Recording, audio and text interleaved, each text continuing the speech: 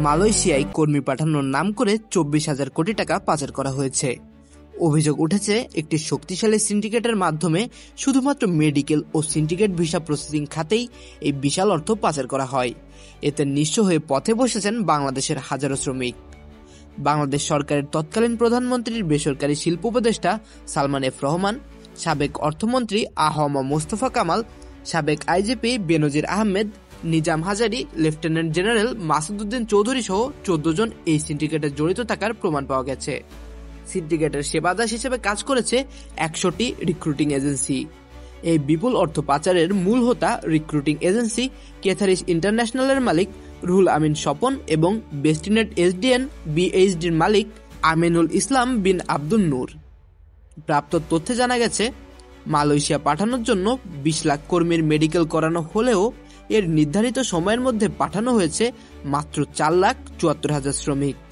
বাংলাদেশ সরকারের বিএমএটি খরচ জনপ্রতি 5,400 টাকা ধার্য করা থাকলেও সিন্ডিকেট করে নেওয়া হয়েছে 1,52,000 টাকা। পাশাপাশি মেডিকেল ফি জনপ্রতি 3,000 থেকে 3,500 টাকা হলেও সিন্ডিকেট হাতিয়ে নেয় 11,000 টাকা। অথচ মালয়েশিয়ায় কর্মী পাঠাতে সরকারের নির্ধারিত খরচ সর্বোচ্চ 78,990 টাকা।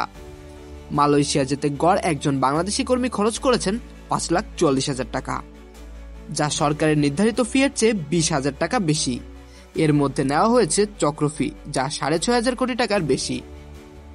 ভেরিফাইড ইনকর্পোরেট এবং 4টি কোম্পানির দ্বারা পরিচালিত একটি সমীক্ষা অনুসারে এই অধিবাসী কর্মী সিন্ডিকেটের সদস্যরা কর্মী প্রতি 79,000 টাকা সরকার নির্দিষ্ট খরচের পরিবর্তে 5,44,000 টাকা ধার্য করে। নানামুখী চাতুরতার জালে চক্রটি মালয়েশিয়ার FWCMS নামে একটি সফটওয়্যার প্রতিষ্ঠানের মাধ্যমে কাজ করছে।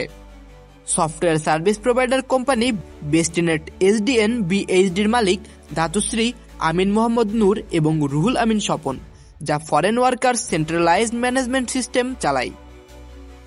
অভিযোগ রয়েছে যে বাংলাদেশ সরকার ও মালয়েশিয়া সরকারের মধ্যে স্বাক্ষরিত MOU দেশের স্বার্থবিরোধী শর্ত যোগ করে বাংলাদেশের রিক্রুটিং এজেন্সিগুলোর নির্বাচন প্রক্রিয়া মালয়েশিয়া কর্তৃপক্ষের কাছে তুলে দিয়েছেন রুহুল আমিন স্বপন ও বেস্টিনেট এসডিএন বিএইচডির মালিক ধাতুশ্রী আমিন মোহাম্মদ নূর।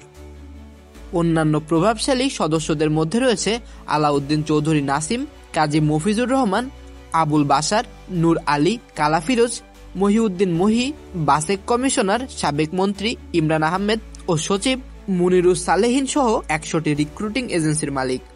অপরদিকে মালয়েশিয়া অংশে বাংলাদেশের বংশোদ্ভূত মালয়েশিয়ার নাগরিক software service provider company Bestinet SDN বিএইচডির মালিক ধাতুশ্রী আমিন মোহাম্মদ নূর ও প্রবাসী কল্যাণ ও বৈদেশিক কর্মসংস্থান মন্ত্রণালয়ের সাবেক মন্ত্রী ইমরান আহমেদ সহ অনেককে সম্পৃক্ত রয়েছেন এমন অভিযোগ তুলেছে ভুক্তভোগীরা। মালয়েশিয়ায় পাচার হওয়া অর্থের সংক্ষিপ্ত পরিসংখ্যানে দেখা যায়, চক্রটি প্রায় 87.50 বিলিয়ন টাকা পাচার করেছে। এর মধ্যে প্রতি শ্রমিকের কাছ থেকে 1 লাখ টাকা ফি নেওয়া হয়েছে, যা প্রায় 50 কোটি টাকা হয়ে দাঁড়িয়েছে। ভিসা বাণিজ্যের নামে আরও 37,50,00,000 টাকা পাচার করা হয়েছে। মালয়েশিয়ায় কর্মী পাঠানোর ক্ষেত্রে বাংলাদেশে মাত্র 100টি রিক্রুটিং এজেন্সিকে অনুমতি দেওয়া হলেও এর মধ্যে অনেক সংস্থা সিন্ডিকেটের মাধ্যমে নিয়ন্ত্রিত হয়েছে। ফলে অভিবাসী কর্মী সিন্ডিকেটের মাধ্যমে কর্মী পাঠানো, ঘুষ ও অর্থ পাচারের কারণে বাংলাদেশিদের জন্য মালয়েশিয়ার শ্রমবাজার বারবার বন্ধ হয়ে গেছে। সম্প্রতি 2024 সালের মে মাসে মালয়েশিয়ার শ্রমবাজারে শ্রমিক পাঠানো বন্ধ হয়ে যায়। মালয়েশিয়ায় কর্মী পাঠাতে আগ্রহী অভিবাসীদের নাম একটি সফটওয়্যারে নিবন্ধন করতে হয়, যার নাম foreign worker centralised management system. এই সিস্টেমের মালিক ছিলেন আমিনুল ইসলাম বিন আব্দুল নূর পরিচালিত কোম্পানি বেস্টিনেট। রিক্রুটিং এজেন্সির মালিকরা জানিয়েছেন প্রতি কর্মী রেজিস্ট্রেশনের ফি 100 মালয়ান রিঙ্গিত, যা প্রায় 2700 টাকা। তবে তাদের থেকে নেওয়া হয়েছে 1,07,000 টাকা। এর মধ্যে 7,000 টাকা স্থানীয় কালেকশন এজেন্সি রাখে এবং বাকি 1 লাখ টাকা অবৈধভাবে মালয়েশিয়ার বেস্টিনেটে পাঠানো হয়। অভিবাসী সফটওয়্যার শুধুমাত্র সেই সব কোম্পানির তালিকা করে যারা অভিবাসী কর্মী সিন্ডিকেটের অংশ। এই সিন্ডিকেটের মাধ্যমে মালয়েশিয়ায় কর্মী পাঠানোর প্রক্রিয়া ঘুষ ও অবৈধ লেনদেনের মাধ্যমে পরিচালিত হয়েছে। এদিকে মালয়েশিয়ায় অভিবাসী শ্রমিক সিন্ডিকেটের 2 সদস্যের দাবি, ধাতুশ্রী আমিন মোহাম্মদ নূর মালয়েশিয়ার বিভিন্ন কর্মকর্তাকে ঘুষ দেওয়ার অজুহাতে অতিরিক্ত অর্থ দাবি করেন। বাংলাদেশে তার প্রতিনিধি রুহুল আমিন স্বপন ক্যাথারিস ইন্টারন্যাশনাল নামের একটি সংস্থার মালিক। 2023 সালে বাংলাদেশের প্রবাসী কল্যাণ ও বৈদেশিক কর্মসংস্থান মন্ত্রণালয়ে বেস্টনেটের অনিয়মের অভিযোগ দায়ের করা হয়। মালয়েশিয়া সরকারের সঙ্গে আলোচনা করে নিয়োগকারী সংস্থা ও নিয়োগকর্তাদের অভিযোগের ভিত্তিতে ব্যবস্থা নেওয়ার জন্য মন্ত্রণালয় 2023 সালের 9 মে মালয়েশিয়ায় বাংলাদেশ হাইকমিশনে একটি চিঠি পাঠায়। বেস্টনেট থেকে ওয়ালেট টপ আপ না করা থাকার কারণে বেশ কয়েকটি নিয়োগ সংস্থা মন্ত্রণালয়ের কাছে অভিযোগ করেছে। মালয়েশিয়ায় নিয়োগকারী প্রতিষ্ঠানগুলো বিষয়টি স্বরাষ্ট্র মন্ত্রণালয়কে জানিয়েছে।